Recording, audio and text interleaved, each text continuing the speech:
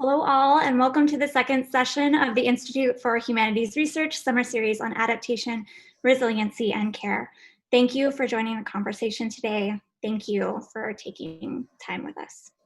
Today's conversation is about research, researching and researchers in a pandemic, and we are collectively experiencing two pandemics simultaneously, coronavirus and the continuing violence against Black people in this nation.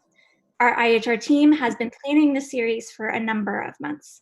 Even in March, when we were just beginning to understand the severity of COVID, we knew that the humanities and we knew that care would be important for building networks and communities of mutual support. And that feels all the more vital now as we encounter more challenges as a community here in Tempe and in Phoenix and beyond. And therefore, we have formed this series of conversations to address some of those challenges and to talk together in conversation. And so our speakers today were asked to consider a list of questions in light of their experiences with research in an age of pandemics. Those questions are, how do we as researchers in the humanities attend to our humanities work during a pandemic that impacts every part of the human experience? How do we sustain academic communities that would allow our junior and senior colleagues to thrive in an age of precarity? What research activities are and are not possible in the age of coronavirus? What strategies are there to ensure that we adapt to new challenges? And what doesn't work online? How are our ways of researching impacted by the pandemic, and how do we approach new methods of research in its wake? Our speakers today will be given brief presentations, and then we'll be opening up to questions.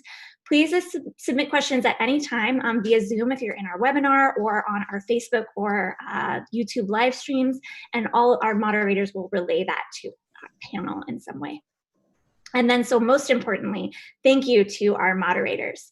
Selena Asuna, our IHR coordinator, and Lauren Whitby, our IHR communications specialist, are standing by to make sure that this webinar goes off without a hitch. Thank you, guys. This event wouldn't be possible without them and the work of Joseph Carter, who is running our streams today. Thank you, Joe. I will be introducing our panelists as they present their brief presentations, and it's an absolute honor to have all three of you here today. Thank you for joining us. Thank you for taking the time to have this conversation in the middle of summer, in the middle of coronavirus, in the middle of many resistances and revolutions across the world. And so first will be Vanessa Fonseca Chavez, who is an assistant professor of English in the College of Integrative Sciences and Arts at ASU. Her work focuses on layered colonial relationships in Chicano and pre-Chicano literature and cultural production in the Southwest United States. At ASU, Fonseca Chavez teaches courses on film in the American Southwest, indigenous literature, Chicano literature, and American ethnic literature. She is a core faculty member of the MA in Narrative Studies program and is an affiliate faculty member of the School of Transborder Studies, the School of International Letters and Cultures, and the Department of English at ASU Tempe. Dr. Fonseca Chavez also co-directs the Following the Manito Trail project, which looks at the Hispanic New Mexican, or Manito, diaspora from the mid-19th century to the present. Thanks so much to everyone for joining this webinar today. And Vanessa, I will hand the mic over to you. Wonderful. Thank you everyone for joining us today. Thank you to Liz for that introduction. And I'm excited to have this conversation with you all today. So as Liz talked about, what I want to bring in today is the research that I do on the Following the Manito Trail project, which is documenting the Hispanic diaspora from the mid-19th century to the present, as Liz mentioned. And this is a project I co-direct with Levi Romero, who is the inaugural State Poet Laureate of New Mexico, and he's an assistant professor of Chicano and Chicano Studies at the University of New Mexico. So we had started this project a number of years ago in Wyoming, and I brought some of that work to Arizona when I started as an assistant professor here in 2016. And much of the research that I've done over the past year has been in conjunction with communities in Eastern Arizona and Western New Mexico. And this past year, and I don't know how this shift sort of happens, but I was an IHR faculty fellow with the theme of borders and boundaries. And so I was looking at specifically this diaspora of Eastern Arizona and Western New Mexico based on economic migration patterns, but also how people navigate sort of a sense of place and belonging within these Hispanic communities in these borderlands. And in January, I was able to go to Eastern Arizona and conduct 16 oral history interviews with folks that were living in Eastern Arizona. And the plan, of course, was to go back multiple times because part of doing oral history work is really making a solid effort to build community with the folks that you're engaging with, a long-term relationship, really. And so I was able to go back in March. I didn't have research necessarily on my mind, but I wanted to go back and just say hello and spend some time with the communities, go to church with them, eat dinner with them, those sort of things. And then coronavirus happened. And I was in New Mexico when the first cases were documented. And that sort of put a halt on this idea of, hey, we'll see you again soon, right? Because there was not a point to indicate in which that soon would be. And so I have been checking in with the communities. For me, it's really important to be there physically. So many of the community members that we interviewed are between the ages of 65 and 85, so they fall within that, compromised age range for COVID. And so for me, it's really been difficult to want to go back to those communities, but not be able to right now. And another part of that research significantly revolves around access to the archives, and that has been drastically impacted by COVID-19.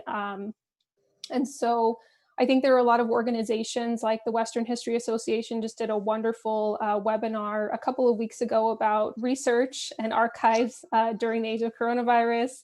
And then also the Oral History Association has put together some webinars on how to conduct oral histories during COVID-19. And so I think that those resources are really wonderful in terms of thinking about how we can rethink the research that we're doing, but also perhaps define new parameters for the research, because there are some archives that we're just not going to be able to access for the foreseeable future. And things like the Library of Congress that already has a very thriving sort of digital archive is a good resource, of course. And then other digital archives, I'm thinking about the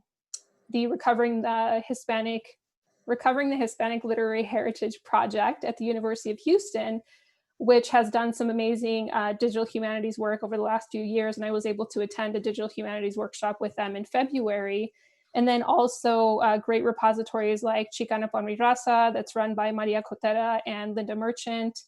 And so I'm thinking about how to redefine research by using these digital tools. And that has been very challenging because, of course, at the very center of my heart, my desire is to physically go back to those communities and spend time there and really build those relationships that are so fundamental to working with communities of color. So I'm a little torn right now about how to do this. And I'm always looking for new ways to engage in that research, but of course it's very difficult right now. And I want to just close my comment by adding that as a junior faculty, who will be submitting their tenure file this year, it's been even more challenging thinking about the pressure that one feels about producing research going into your tenure year. And so that's on my mind as well. So I'll stop there. Vanessa, thank you so much. You hit everything in that first presentation that I think it was kind of like near and dear to my heart, because I think as most people here know, I'm a digital humanist, right? I'm an advocate for tenure and promotion cases that we need to think about tenure and promotion, especially right now, right? So thank you for leading us into that discussion, maybe in the Q&A session. And I wanted to kind of highlight this thing that you said, that we really need to think together on what research looks like right now and for the foreseeable future. So thank you. And our next presenter, our next panelist today will be Kathleen Lamp. Dr. Lamp is an associate professor of rhetoric in the area of writing, rhetoric, and literacies in the Department of English at ASU. Her primary research is in the history of rhetoric. Her first book, A City of Marble, focuses on the influence of rhetorical theory on the Augustan cultural campaigns in the period between the Roman Republic and Empire. Dr. Lamp's current scholarship focuses on the classical influence on US public art, including monuments and memorials, and how those sites guide understandings of citizenship and civic participation. Dr. Lamp's research has appeared in Philosophy and Rhetoric, Rhetoric Society Quarterly, and Advances in the History of Rhetoric. Her most recent project, Monumental Objections, the Phoenix Indian School at Steele Indian School Park, received an IHRC grant in fall 2019. So thank you so much for joining us, Dr. Lamp, and I'll let you take it away. Thanks, Liz. Thank you for the introduction and for asking me to be here today, and to everybody at the IHR for putting this panel on. So I think I'm going to start with this question about how we attend to our work, because it's definitely been the thing that I've struggled with the most. I have two young children, a 2-year-old and a 4-year-old, and the kind of community that I have relied on to do work has really disappeared. And for a while, there was no option of childcare. And though that option has come back, it has been the thing that has kept me up at night. And I've opted not to use it. So I think for me, being kind of a workaholic, this has been a real adjustment. I'm lucky if I get 5 hours in a day. And the way that I've kind of framed it in my own mind is that I have a project that I'm very excited about. And we all know that momentum is very easy to lose and very difficult to gain. And so I've really just tried to keep my hand on my research enough not to lose that momentum. And I think in many ways, you know, even if you don't have kids, many of us are kind of dealing with different things that are pulling us away from our research. So in terms of what is not possible, I would echo many of the things that Vanessa said, especially dealing with archives. I have those kind of sloppy research photos that you take as you're running out of time in archives, right? Kind of taking for granted that you'll be able to go back. And I'm wishing that I had taken better photos and contextualized them better. But things for another day, right? And I do want to say, though, that the ASU library staff has been amazing about kind of finding workarounds and finding access in ways that I wasn't anticipating. But for what is working? So the project that Liz mentioned that I got the IHRC grant for is an audio project. And it relies on doing interviews with people who were involved in creating a memorial space here in Phoenix about 30 years ago. So there is some pressure to get these interviews in as these people are getting older, and especially with the pandemic. I have virtually no chance at getting good audio for a variety of reasons right now, not the least of which are children screaming in the background. But many of the kind of participants really can't do a double under where they're recording on their end. And so originally I was very hesitant to reach out. One, to disturb people when everybody has all of these kinds of pressures. But I finally started to do so in very tentative ways, including lots of language of, I realize this isn't a good time. You have many things on your plate. I hope if I don't hear back from you, I can reach out again. And what I found is that actually that people want to talk. Not across the board, I get ignored, but I've had some really good kind of preliminary interviews. And so I don't feel as bad about the intrusion now, given that some people really do want to talk about their experiences. I think the other thing that I want to mention is I had kind of made a decision to take my scholarship in a more public-facing direction prior to the pandemic. And the field of classics, obviously, a majority of the field, I think, has been invested in decolonializing classics. And as somebody who's interested in classical reception in the US context, one of the things that's been really exciting to me is to see Confederate statues coming down across the country and other statues that control public space in ways that really oppress people. And so one of the things that I've been trying to do is jump into social media conversations more. And I'm not a social media person, but I feel like the more I can kind of give background, like Nancy Pelosi was talking about how the Confederate statues need to come out of the National Statuary Hall at the Capitol, right? And that's something I've invested a lot of time in and can add context to. So I've been trying to jump into those conversations as I can. Thank you. Thank you so much, Dr. Lamp. Thank you, Kathleen. I'm just writing so many notes as this conversation is happening. Thank you so much. There are a couple of things that I just wanted to point to because I especially love this reminder that people might want to talk, but giving people this space to not want to talk seems really important right now, especially when we're dealing with publics in our research.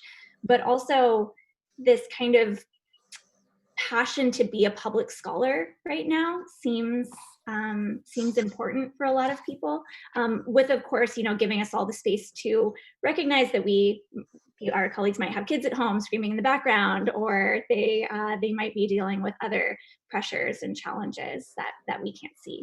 So thank you. And now it is my pleasure to introduce Dr. O'Donnell. Thank you so much for joining us today. Catherine O'Donnell is professor of history at Arizona State University. She is the author of Elizabeth Seton, American Fate, from Cornell University Press, which was awarded the Distinguished Book Award by the Conference on the History of Women Religious and the Biography Prize from the Catholic Press Association.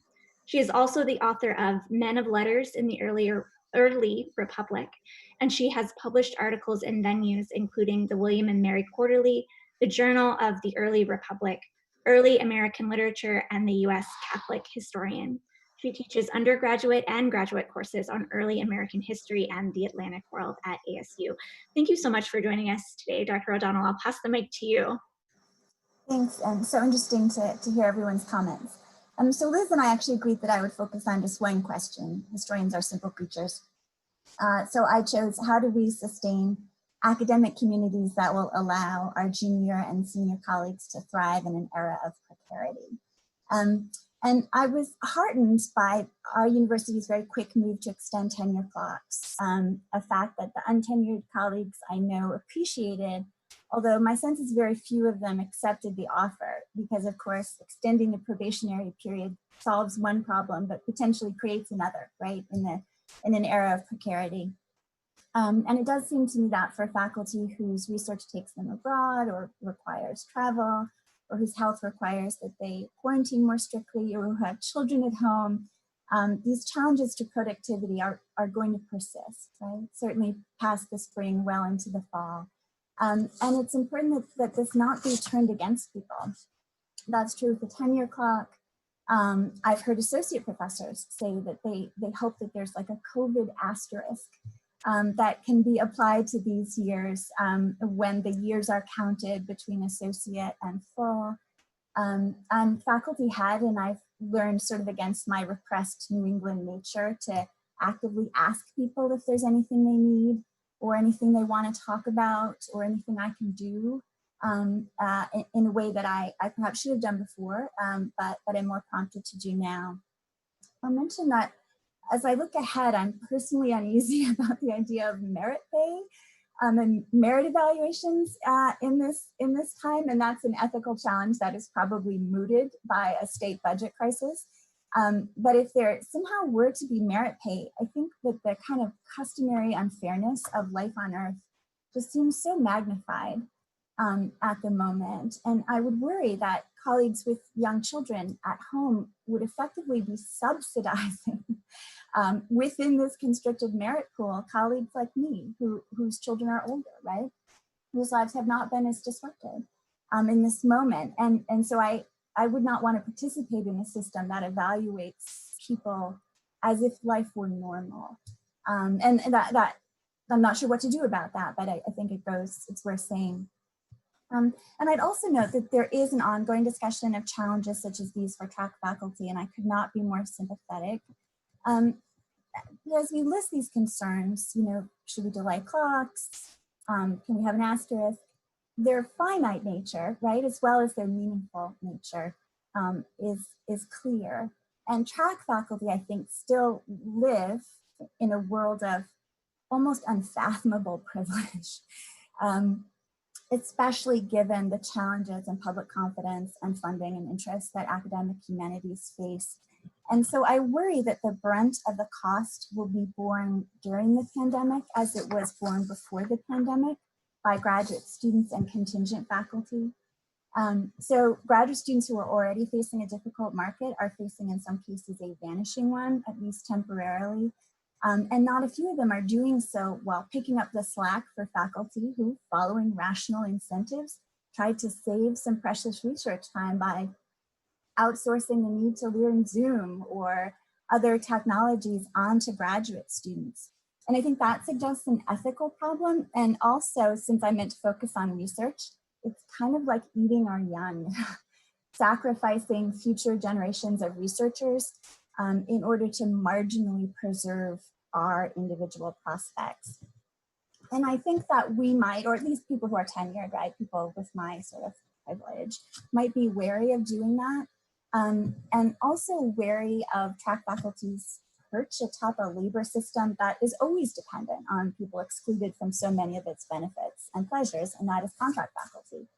The majority of my junior colleagues are not track faculty. They're instructors, they're lecturers, they're clinicals, all on annual contracts. And our small teaching loads and course releases and travel money, all of the things essential to our humanities research, depend in no small part on those colleagues. So my place in the world of research depends on their exclusion from it. And this would seem to require contemplation generally, but more so now in the era of COVID-19. And so if we are, as the new language has it, and I don't mean to be snarky, a community of care, we have an obligation to preserve contract faculty's livelihoods during what is financial precarity. And I'm not entirely comfortable trying to protect track faculty research time and resources without at least analyzing and openly discussing whether those protections potentially cost money that might otherwise go to pay our contingent colleagues.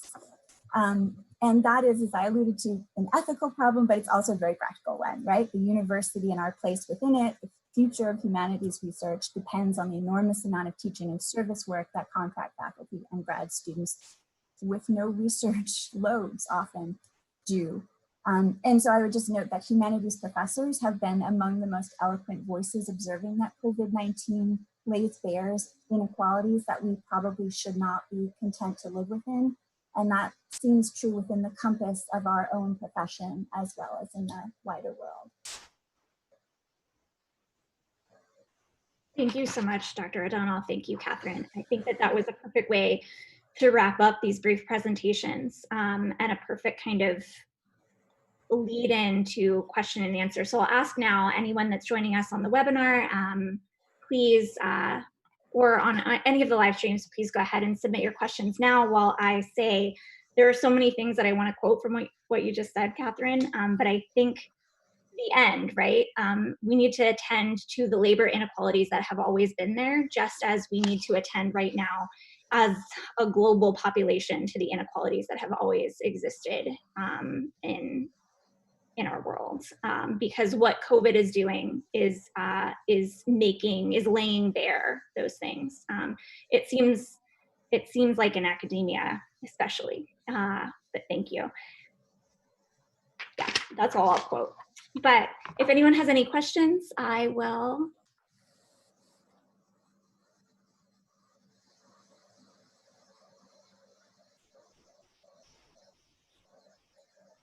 Well, I think actually what I'll do is I'll take the first question because I think I see a couple of people typing and texting me. So what I would like to, I think, start with is how do we weigh our kind of need to do research right now and engage in academia with our I think everyone here's focus on supporting our colleagues. And I think that there's a way for our research to support our colleagues. I also want to point out, and I forgot to say this, Dr. O'Donnell, that there is a voice missing here. There are a couple of voices missing here on this panel today. One is the voice of graduate students, and another is the voice of contingent faculty. And I think supporting those voices are important too. And I wonder how we can bring those voices into our research. So I'll leave that kind of vague, pointy question to the panel and anyone who wants to take it up.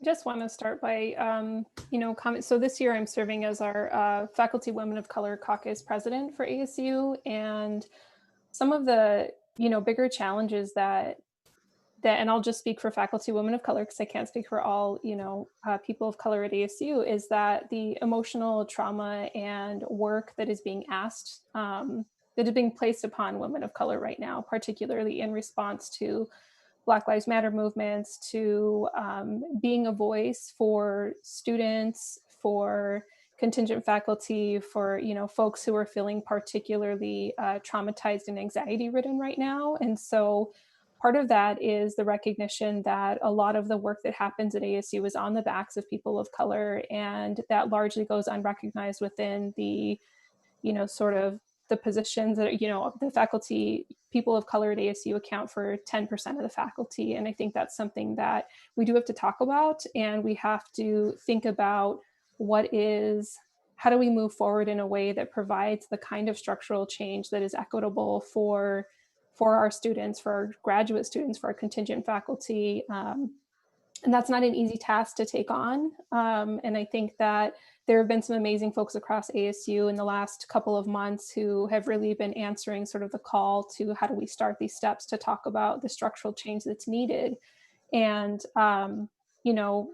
from a faculty woman of color perspective, this is the work that these communities have engaged in consistently for a very long time. And so right now it sort of feels like our world is in emergency mode in terms of how to respond to this. And so, we continue to do the work that we've always done. And it's hard to sort of balance that with, the anxiety you feel as a person of color living in the world that we're in today, knowing how, COVID has been more devastating for communities of color than other communities, knowing, what the, sort of inequities are within the university system for people of color, and trying to balance that all with, like, at the end of the day, we still have to do our work.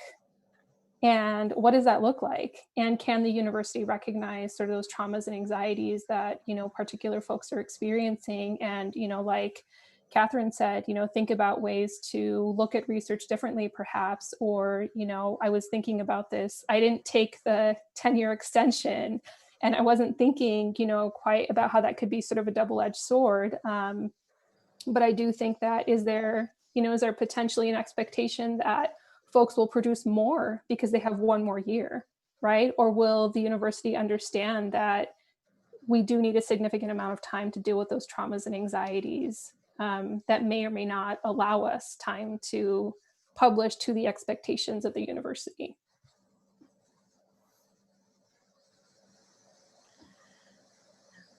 I think I'm an area director as well, and certainly our grad students are feeling anxious on several fronts. And so I think, making sure that our grad students, if their research has been affected, which, generally it has, have kind of the same opportunity as track faculty to take a little bit of extra time, have those kinds of extensions if they need them. But I think one of the things I'm hearing from our grad students is, and I think really anybody that teaches has the same concerns as well, is just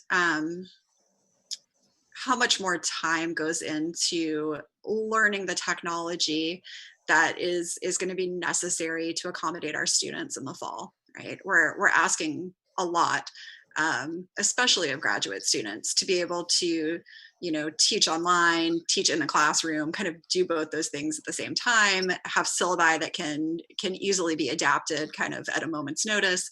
And I think we just have to be incredibly aware of what we're asking them to do in terms of labor, right? And how that can really stall out their research projects. Yeah, I think in Shippers, which is my school, we talked about whether incoming graduate classes should be smaller to allow for more funding for currently enrolled graduate students. I think that makes a lot of sense. Some colleagues and I started a digital archive of the pandemic, which had sort of has taken on a life of its own, and we've directed bits of funding that have come to that to graduate students, many of whom have lost, waiter jobs or someone in their household is.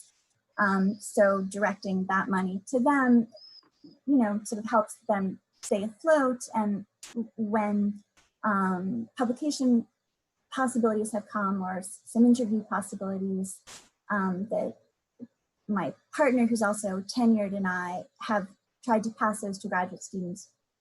And contract faculty, who frankly have done a much better job than we would have done, and it's more it's just more sustaining for all of us, right? To work in these ways, to live in that way. So that is perhaps the awareness of the need to do that is a benefit, but it is a costly one where we're solving some problems, but very few of them.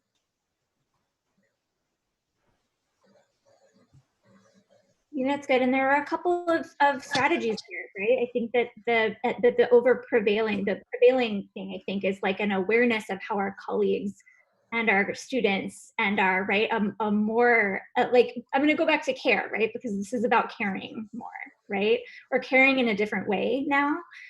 It's easier to run into someone in the hallways and ask them how they're doing. And now we have to reach out in a different way and ask people how they're doing. Whether that's with our graduate students, with our undergraduate students, with our colleagues who might be dealing with little kids at home, or with family in a different state or another country that's not doing well, right? There are more things and more ways to reach out and to be aware of what's going on.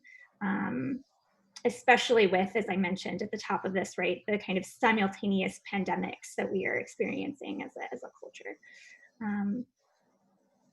Yeah, so that's good. And I think let us know again if you have any questions, but I am happy to kind of keep returning. And I think what I'll do now is maybe return a little bit to the questions that are organizing us today.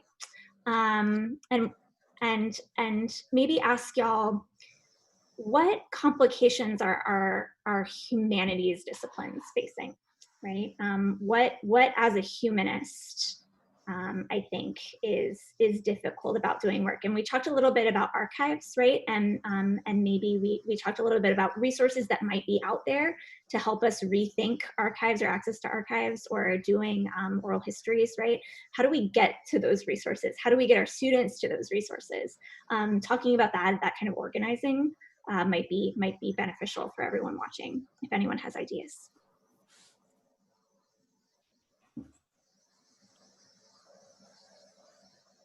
Well, I can start, I suppose. So I think one of the challenges is that we are being inundated with so much information through email, through social media, and it's been a little bit challenging just thinking about how do I even sift through all the information that's coming my way, because I think people are doing a very good job of adapting and coming up with these resources, but are these resources being sent to graduate students?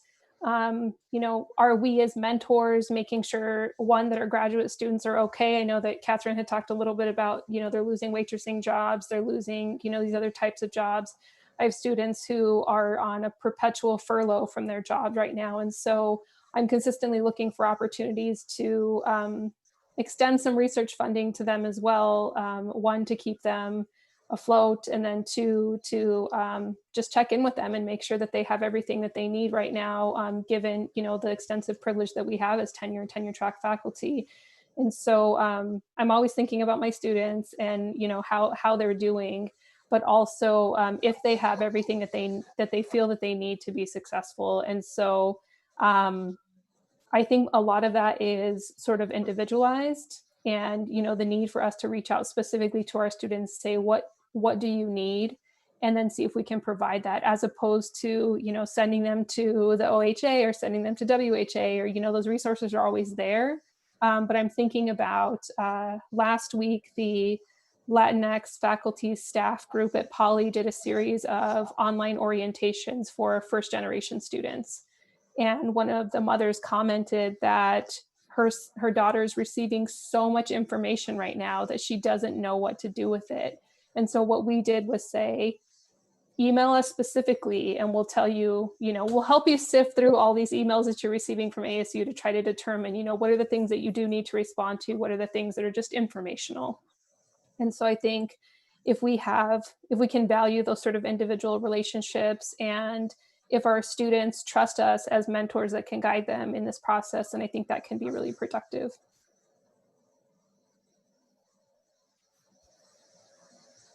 Yeah, one of my professors would always tell me, procrastinate by doing something that is actually useful. It just feels like you're procrastinating. And I feel like it's kind of been months of that in some way, but there really is always, for humanists, there's always something we can be reading. I feel this in my heart.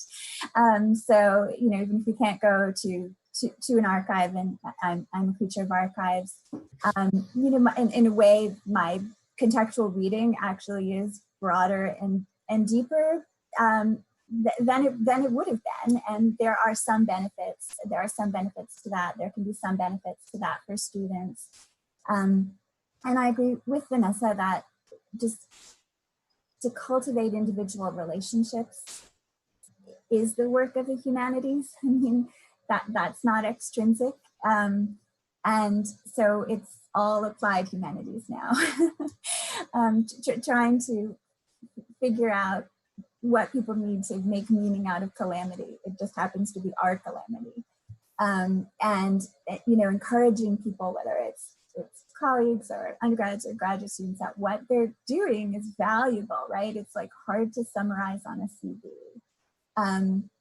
But it is the work of the humanities, and it is valuable, and they will be able to draw on it. And then, so that doesn't sound too touchy-feely, then trying to do the behind-the-scenes work that, you know, I have access to make sure that the structures are in place so that they're not penalized for this moment. But it's tough. My heart just goes out to people, you know, at early stages of their career, graduate students, contract faculty. It just looks so tough.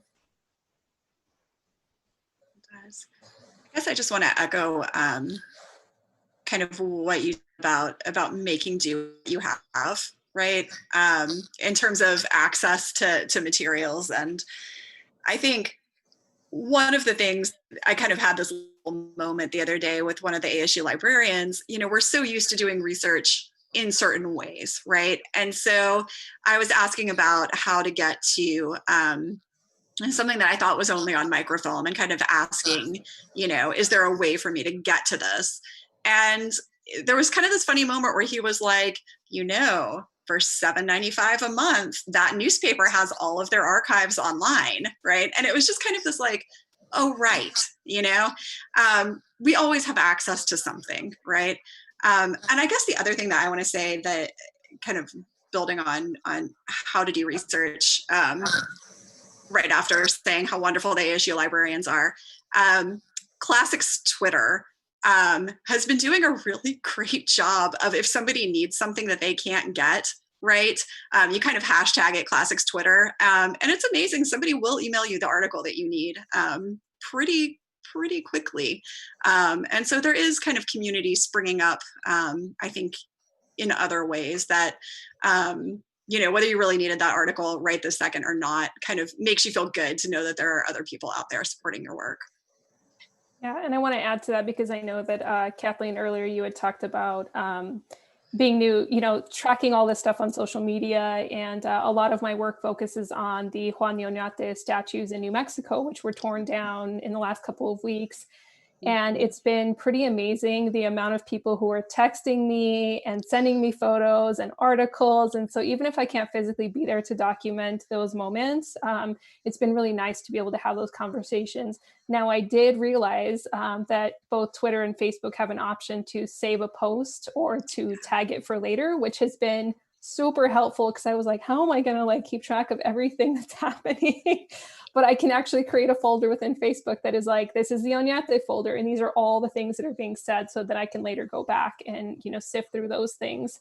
You know, and then the other thing, of course, is, you know, knowing that, you know, having that sort of extended community, right? That people that are looking out for you, but also thinking about the kind of institutional privilege we have to articles, to online resources. And in conversations that I've had with other colleagues, they've had to remind me, they're like, Vanessa, not everybody is ASU. And so I have to pause and think about not just like the Zoom capabilities ASU has. I'm amazed that this whole webinar has like a tech team behind us, and so, but not everybody has that, right? And so I'm referring specifically, when I'm thinking about research. And so in response to the Oñate statues being pulled down, I'm working with a former state historian from New Mexico to compose an Oñate bibliography.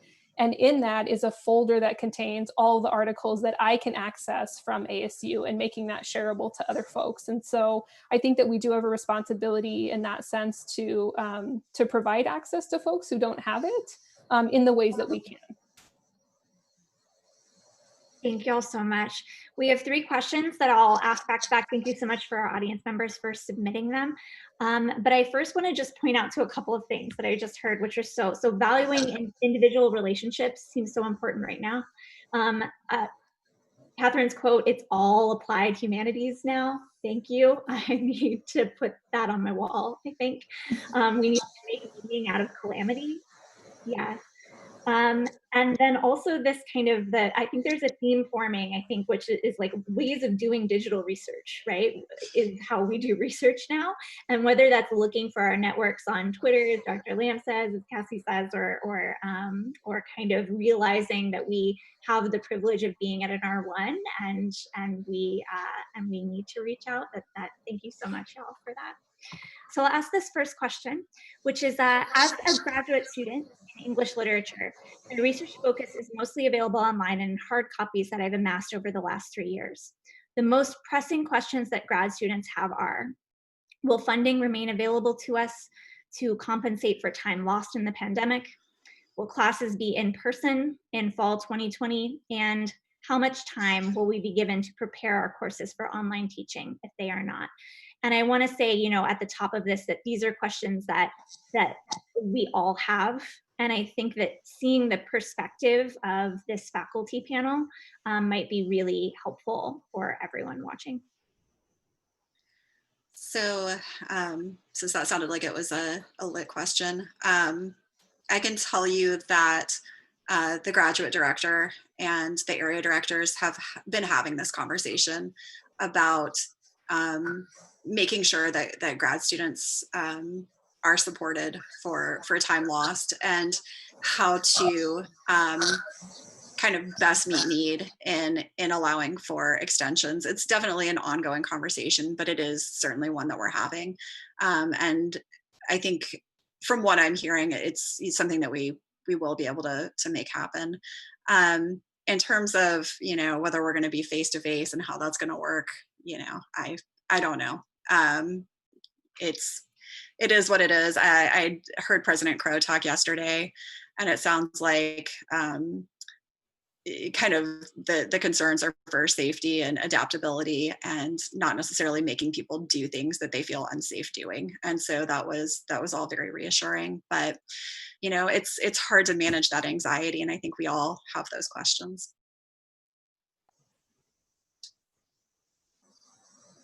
Yeah, it is hard to manage uncertainty, and I think faculty have an obligation to take on more of that uncertainty, so less of it falls on graduate students, since being a graduate student is to be uncertain. But I think it's hard for faculty to know exactly how to do that. So you should tell us, like, all right, I hope there are people in your departments that you can tell. My only practical advice would be, whatever else is clear, it's clear that we will need to Zoom our students in fall. We may also see them in person, but we will definitely need to Zoom them in fall, and everything will need to be accessible online in fall, right? That's absolutely certain. So if you're asked to build a class, all your prompts, everything has to be online. All of your activities, you have to plan them so that they can happen if no one is in the room. If people are in the room, boom, you're extra special for you. But if no one's in the room, you're fine. So that's what I think the starting point for planning should be for anybody. But again, just it's people who have more privilege who should be taking on more uncertainty. And I think the whole university needs to push in that direction and figure out how to make that happen? And I really appreciate the question, because I think that as faculty, I'm with the College of Integrative Sciences and Arts, and we have weekly faculty staff forums where we get this information, we get to ask questions, those sort of things. But we also need to recognize that that information also has to be filtered down. Obviously, ASU has done a great job of putting it all onto one website. And again, that's about sort of the infiltration of emails and resources and websites and whatnot. But, then our responsibility is, do we, for those folks who work with graduate students, are we contacting our graduate students and saying, are you aware of this, right? I don't teach in a program where our grad students are instructors, but it is a responsibility of ours to make sure that the graduate students do know what's happening, and that there isn't a disconnect between these conversations that are happening between faculty and the real life implications for graduate students as a result. Thank you. Thank you. And I'll say just one thing, which is I'm going to plug our teaching online discussion, the first session for Adaptation, Resiliency and Care. If you haven't seen it, it's available on Facebook and on YouTube. We talked about some of these issues of teaching online, how we had to rapidly adapt and how we might have to adapt again. And I just wanted to plug that really quickly before asking our next question, which is, I'm an incoming graduate student, science policy, likely a biomed focus, and I'm trying to determine how good of an idea it is to do a project focused on COVID and its downstream effects versus something unrelated to COVID. COVID seems to have its fingers in everything right now, but I don't know if that will be the case in a year or so when I have to start on my program project. So I think this is a really important discussion about how we're all feeling that our research needs to be rooted in the moment and rooted in the moment of crisis that we're in. So if anyone would like to ask that question, answer that question. I would say first, congratulations on being a science policy person. Well done, you. It's hard to imagine that going wrong, frankly. And your advisors will have much more intimate knowledge of what you're doing. I would only imagine that, in your field as in our field, you have a specific question and then kind of a set of enduring questions around that, right? So COVID is highly specific, but it also taps into any number of enduring questions that will be relevant long after, touch wood, this crisis has receded. But basically my message is one of admiration for your general timeliness. I think in general, whatever topic you study should be something that will keep you motivated over the long term, right? So not necessarily, let me do this topic because it feels relevant, but is it something that will sustain you through your time as a grad student? And that's something that's really important because, writing, I don't know if you're coming into a master's or a PhD program, but thinking about the longevity of your interest in a topic, right? Which is, and of course, we don't know how COVID is going to pan out over the next year or two. I will say that there are a number of folks at ASU right now who have written grants to respond to the COVID pandemic. And so there are multiple individuals who are looking at this from a variety of different disciplines. And I think that at ASU, you will find researchers who are interested in that same topic if it's something that you want to pursue.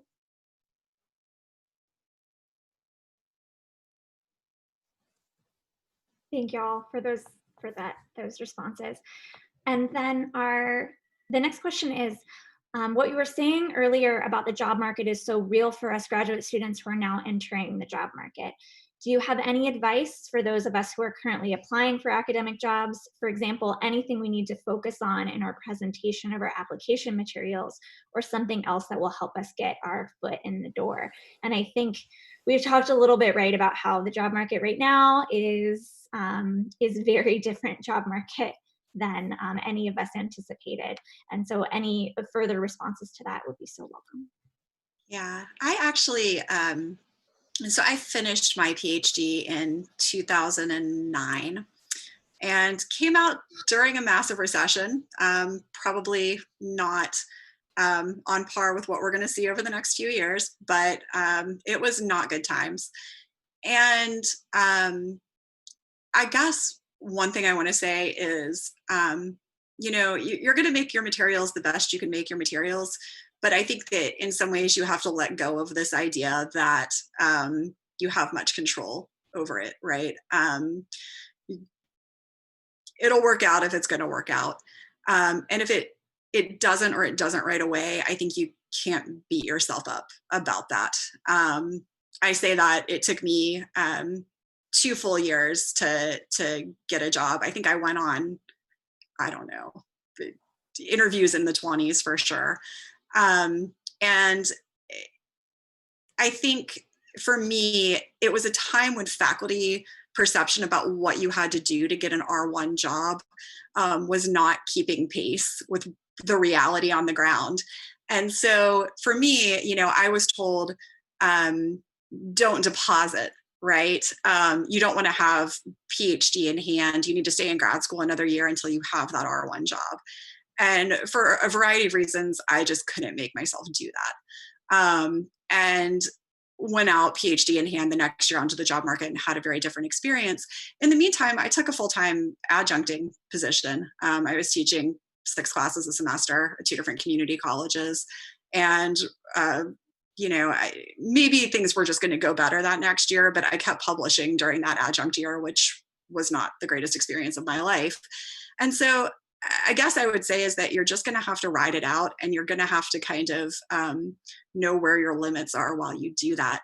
I also want to say that there are ALDAC jobs, right? And so leaving yourself open to that, I think, is important as well. Yeah, I would sort of humbly endorse all of that, having witnessed the kinds of people who are getting jobs. They're extraordinary, right? And there are extraordinary people who also aren't getting jobs, as Kathleen noted. And I've started to tell students, you can't think of a non-academic job as plan B. It needs to be coterminous. And you need to want it, right? Like in history, people habitually take 6 or 7 years, and to do that, if only one improbable thing will make you happy, is a risky thing. If you have 3 or 4 things of varying improbability that add up to the good, a reasonable probability of a good career down this long journey, great. And there are different things to do to prepare for all of them, right? If you're applying for a non-academic job and you're applying for it because you didn't get anything you really wanted, and now you're thinking about it, that's going to be evident to the people who are interviewing you, who take this field very seriously. To them, it is not alt. So from the beginning of your graduate career, it's useful to think in terms of what will make you appealing to and happy in 2 or 3 different realms that your PhD will prepare you for. And then try as hard as it is to do enough to keep all of those paths viable. And that's more than I had to do, right? I feel foolish giving advice that I don't know whether I would have had the wit or ability to follow. But I think that is what people need to do. Yeah, and I do want to, sorry.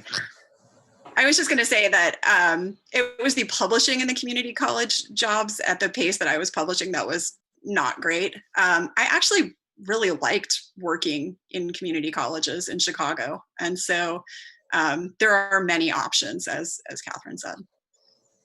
Yeah, I do think that, and this is something, so, Kathleen went into the job market in 2009. I went into my PhD in 2008. So I was happy to spend the recession in a PhD program. But one of the things that I perhaps didn't realize is that I didn't know what kind of academic job I wanted, or I didn't know if I wanted a non-academic job. I didn't know what the difference was between an R1 and an R2 in a small liberal arts college and a community college. And I think that, you know, most of us who are trained in PhD programs do that through an R1. And so there's this sense that you have to go into the same type of career and that publishing is the only thing that matters.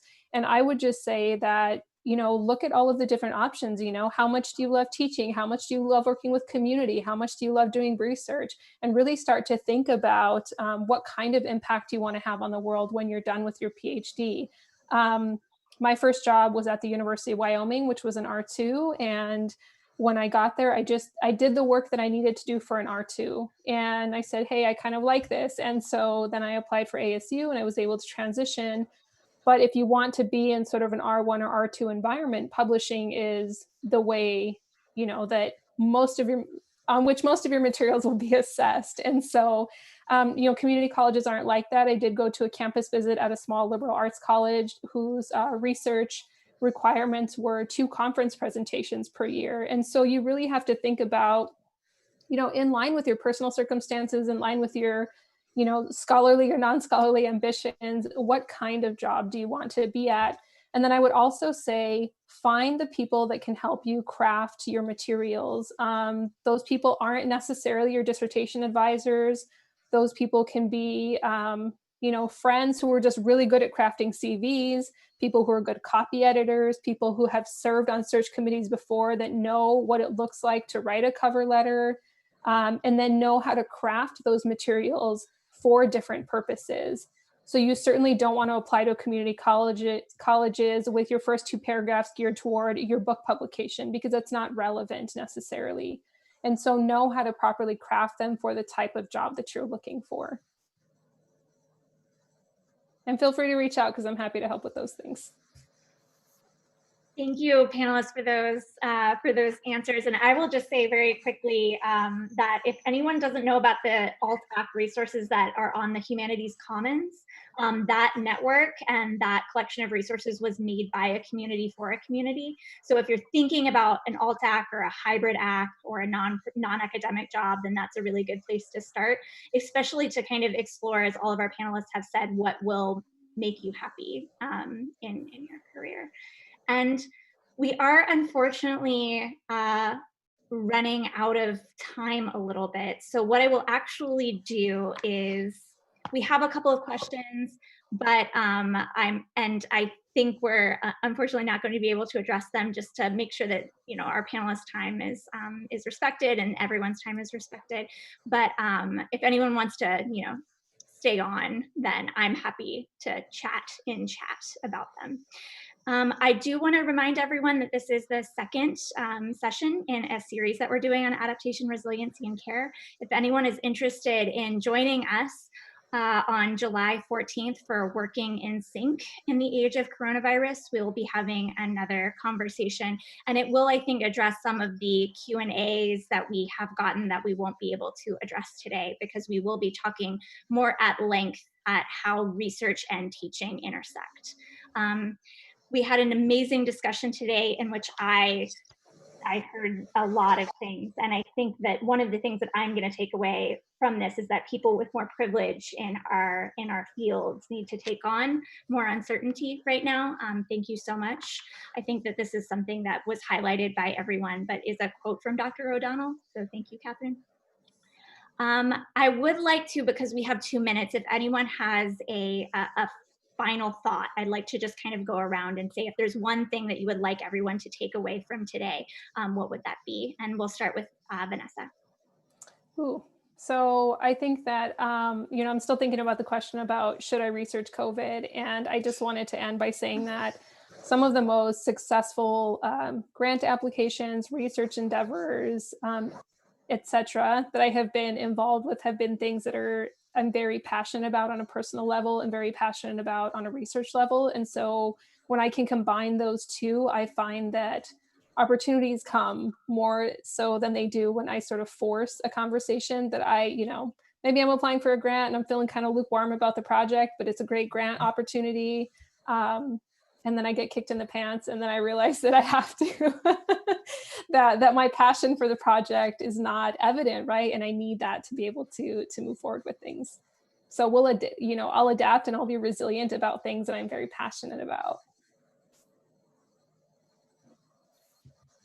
I guess, this is going to sound a little bit flip, but it's all going to be okay, right? And I think that that's something I've been having to tell myself a lot lately, as somebody who struggles a bit with anxiety.